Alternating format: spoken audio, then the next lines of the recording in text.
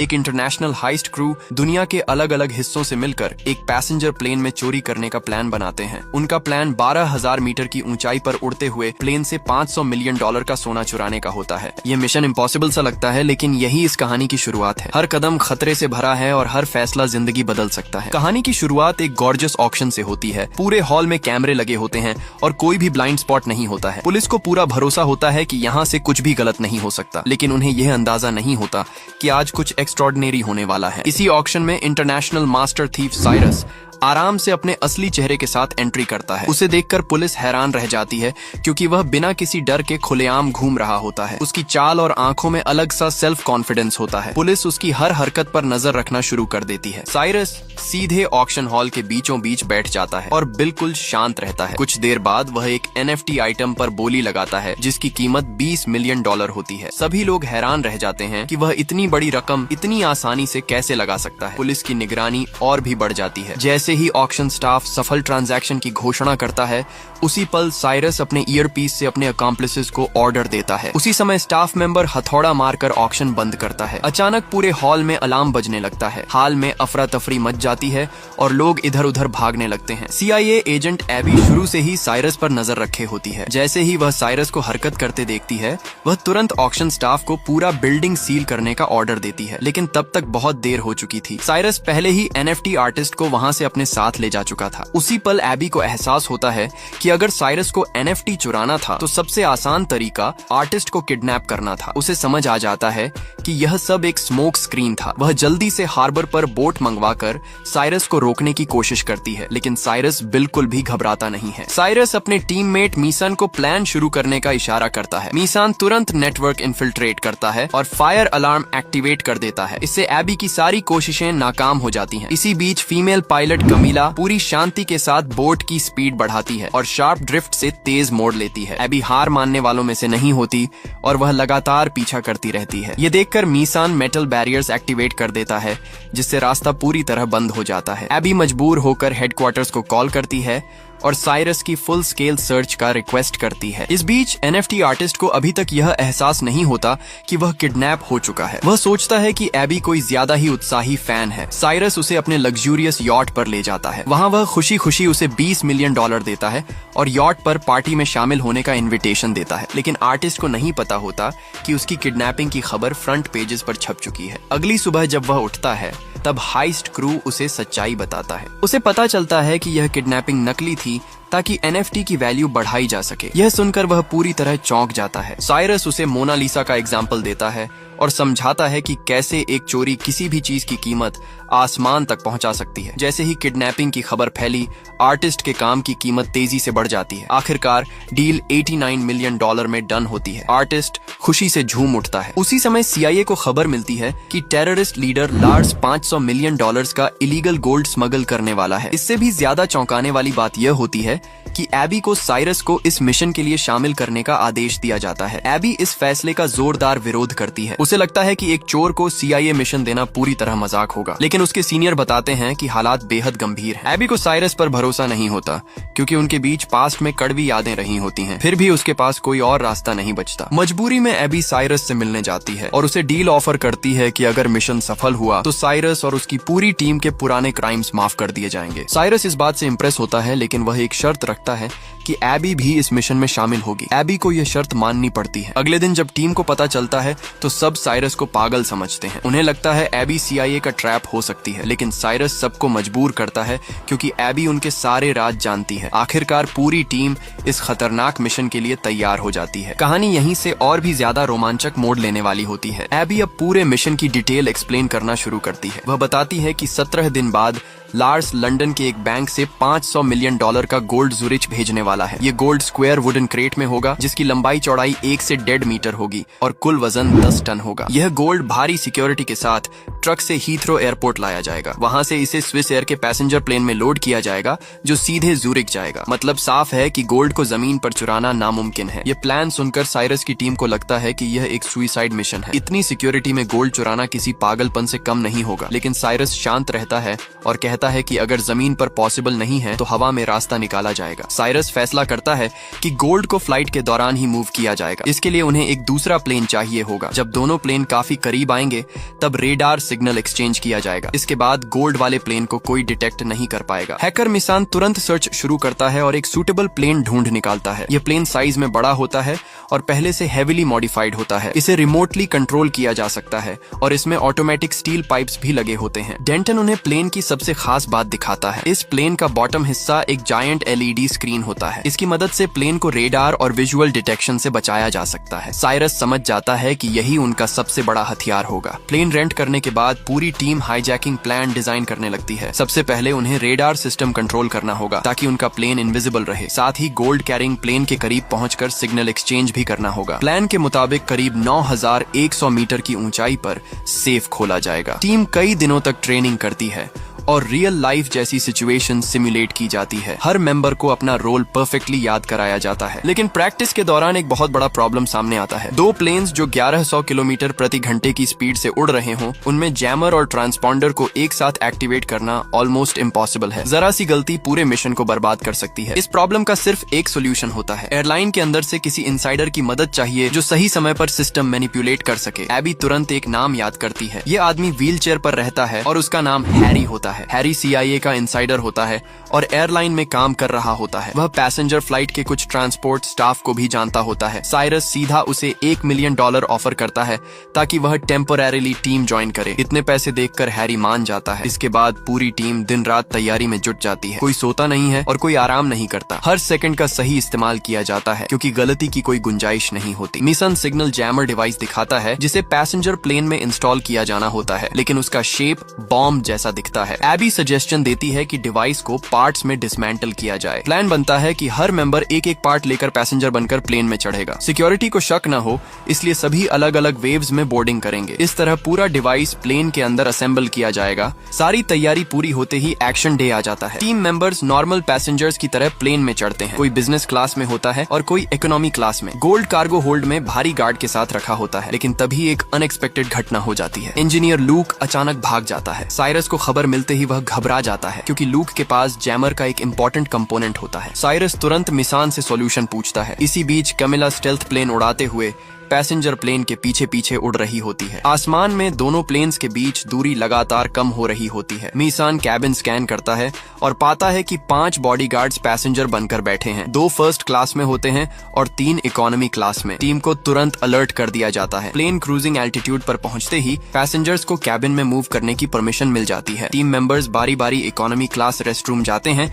और डिवाइस के पार्ट्स वहां छुपा देते हैं। इसके बाद एबी बैकपैक पहनकर partially assembled device first class restroom ले जाती है, लेकिन उसकी नर्वस बॉडी लैंग्वेज एक बॉडीगार्ड को सस्पिशियस बना देती है। खतरा बहुत करीब होता है। उसी समय प्लेन में टर्बुलेंस आता है और एबी के हाथ से डिवाइस गिरकर टूट जाता है। वह घबरा जाती है और समझ नहीं पाती कि क्या करे। तभी साइरस दौड़कर आता है और उसकी मदद करता है। इस वक्त तक कमिला प्लेन को परफेक्टली अलाइन कर चुकी होती है, लेकिन जैमर अभी तक फुली असेंबल नहीं हुआ होता। तभी रेस्टरूम डोर पर बॉडीगार्ड जोर से नॉक करता है। डेंजर के उस पल में एबी सजेस्टिव आवाजें निकालती है और बॉडीगार्ड वहां से चला जाता है। साइरस पूरी तेजी से डिवाइस रिपेयर करता है और आखिरकार जैमर एक्टिवेट हो जाता है। उसी पल कमिला वेग टर्बुलेंस का इस्तेमाल करके पैसेंजर प्लेन के पीछे लॉक कर लेती है। सिग्नल एक्सचेंज सक्सेसफुल हो जाता है और दोनों प्लेन्स रेडर से गायब हो जाते हैं। अब मिशन अपने सबसे खतरनाक फेज में प्रवेश कर चुका होता है। उसी समय एयर ट्रैफिक कंट्रोल सेंटर में हैरी अपना खेल शुरू करता है। वह कैप्टन को फॉल्स वेदर रिपोर्ट भेजता है और बताता है कि ज़ूरिक में मौसम बहुत खराब है। वह कैप्टन से रिक्वेस्ट करता है कि प्लेन को इमरजेंसी लैंडिंग के लिए बर्फीले पहाड़ों के बीच बने एयरपोर्ट की ओर मोड़ा जाए। हैरी अपना काम पूरा करने के बाद कमीला को सिग्नल भेज देता है। कमीला तुरंत अगला स्टेप एग्जीक्यूट करती है। वह रडार जैम करने वाला ड्रोन रिलीज करती है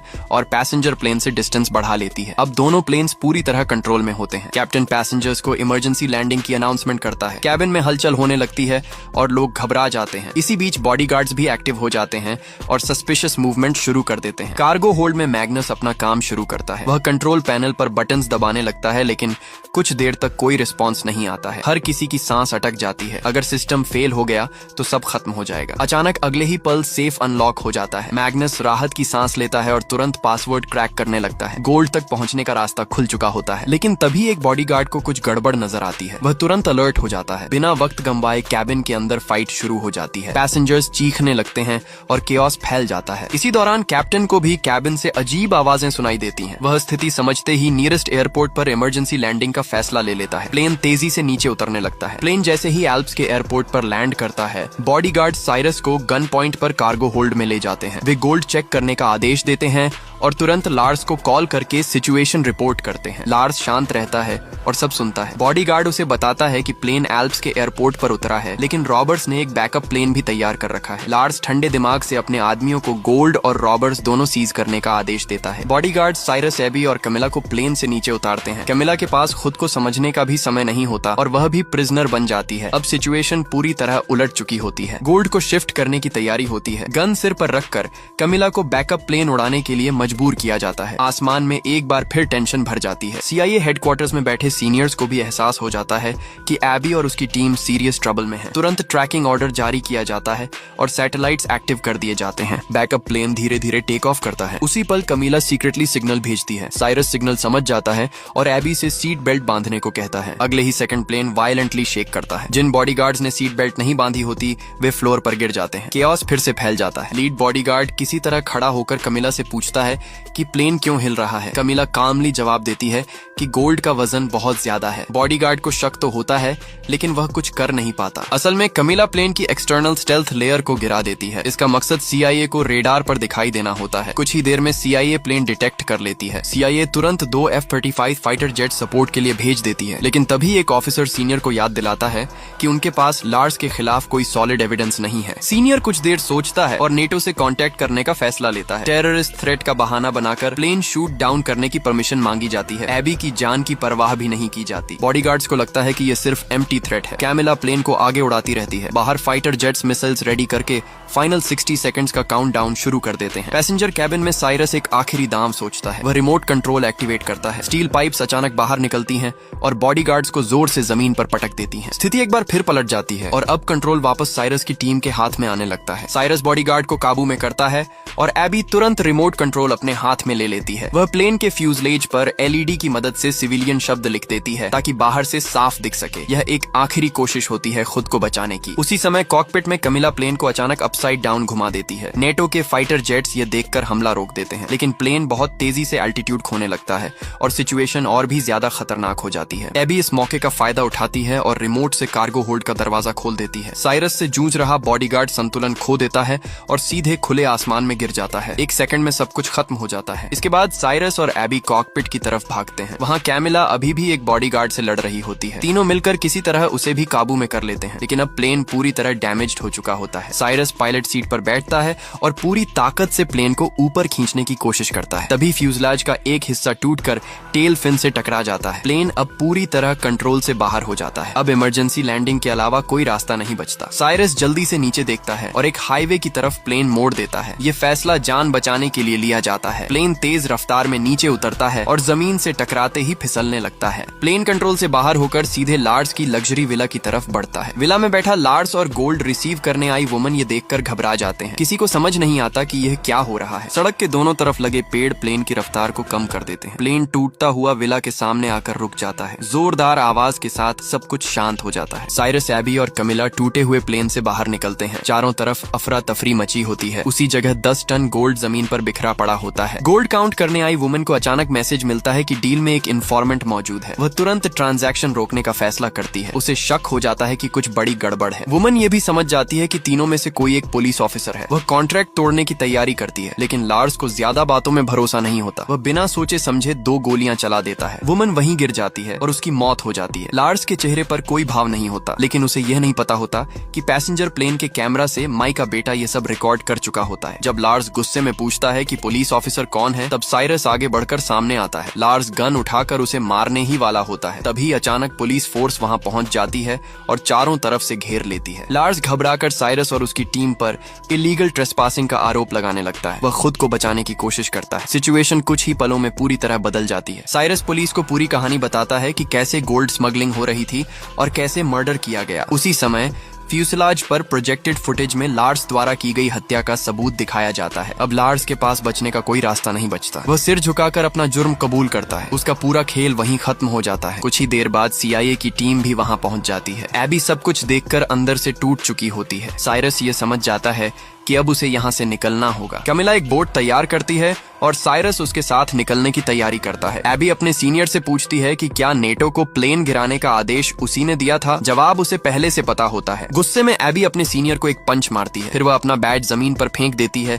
और CIA से रिजाइन कर देती है। उसके चेहरे पर अजीब सी शांति होती है। इसके बाद एबी बिना पीछे देखे ओसाइरिस की बोट पर चढ़ जाती है। अब उसका रास्ता पूरी तरह बदल चुका होता है। कहानी अब अपने आखिरी और सबसे चौंकाने वाले मोड़ की तरफ बढ़ती है। बोट आगे बढ़ती है और पीछे केओस धीरे धीरे दूर होता जाता है। साइरस एबी को शांत करने की कोशिश करता है। समुद्र की हवा उनके चेहरों से टकरा रही होती है और पहली बार एबी को लगता है कि वह सच में आजाद है। साइरस उससे कहता है कि अब उसे पूरी सच्चाई जाननी चाहिए। साइरस एबी को बताता है कि यह मिशन शुरू से ही CIA के लिए नहीं था। एबी ये सुनकर चौंक जाती है। वह समझती थी कि गोल्ड CIA के हाथ में जाएगा, लेकिन साइरस मुस्कुराकर कहता है कि उसने कभी CIA पर भरोसा नहीं किया। साइरस समझाता है कि ब्रसल्स में जब हैरी को रिक्रूट किया गया था तभी असली प्लान एग्जीक्यूट हो चुका था। उसी समय मैग्नस ने असली गोल्ड को फेक गोल्ड से रिप्लेस कर दिया था। असली गोल्ड आयरन बार्स से ढका हुआ था जिन पर सिर्फ गोल्ड पेंट लगा था। ये fake gold crates Swiss air cargo plane से भेज दिए गए थे। पैसेंजर प्लेन में जो ड्रामा हुआ वह सिर्फ अटेंशन डाइवर्ट करने के लिए था। CIA और लार्स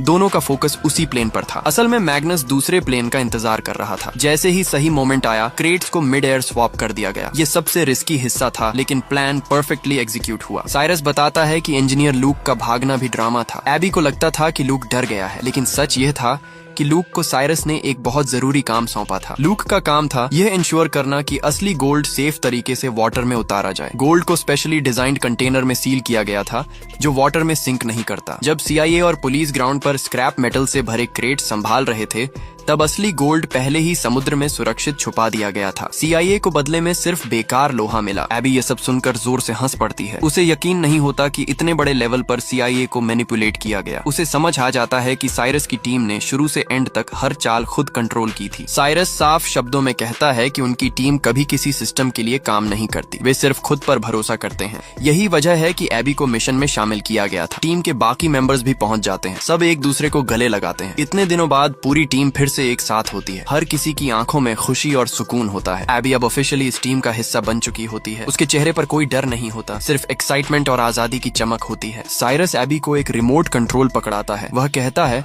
कि अब आखिरी स्टेप उसका है। एबी बिना कुछ पूछे रिमोट का बटन दबा देती है। समुद्र की सरफेस हिलने लगती है। धीरे धीरे पानी के नीचे से मेटल कंटेनर्स ऊपर आने लगते हैं। कुछ ही सेकंड्स में 10 टन गोल्ड पानी से बाहर दिखाई देने लगता है। एबी की आंखें खुली की खुली रह जाती हैं। वह गहरी सांस लेती है और अपने अंदर एक अजीब सी राहत महसूस करती है। उसे लगता है जैसे उसके अंदर का बोझ पूरी तरह उतर गया हो। साइरस उसे देखता है और हल्की सी मुस्कान देता है। टीम के सभी लोग गोल्ड को देखते रहते हैं जो पानी से बाहर निकल चुका होता है। 10 टन सोना उनके सामने होता है और उसकी कीमत $500 मिलियन होती है। ये वही गोल्ड होता है जिसके लिए इतनी बड़ी लड़ाई लड़ी गई थी। एबी कुछ पल तक चुप रहती है और फिर उसे अपनी पुरानी जिंदगी याद आती है जहां हर दिन रूल्स और ऑर्डर्स में बीतता था। अब उसे लगता है कि उसने सही फैसला लिया है। साइरस साफ साफ कह देता है कि उसने गोल्ड चुराने की बात एबी से जानबूझकर छुपाई थी। अगर वह पहले जान जाती तो CIA का दबाव उसे तोड़ सकता था। एबी यह बात समझ जाती है और उसे कोई शिकायत नहीं रहती। टीम के बाकी मेंबर्स भी एबी को ऑफिशियली वेलकम करते हैं। हर कोई साइरस की लीडरशिप की तारीफ करता है। साइरस टीम से कहता है कि यह अंत नहीं बल्कि एक नई शुरुआत है। आगे और भी बड़े प्लान्स उनका इंतजार कर रहे हैं। यहीं पर आज की यह कहानी खत्म होती है। आपको ये मूवी कैसी लगी? अपना ओपिनियन कमेंट में जरूर बताइए। ऐसी ही और स्टोरीज के लिए चैनल को सब्सक्राइब करना ना भूलें।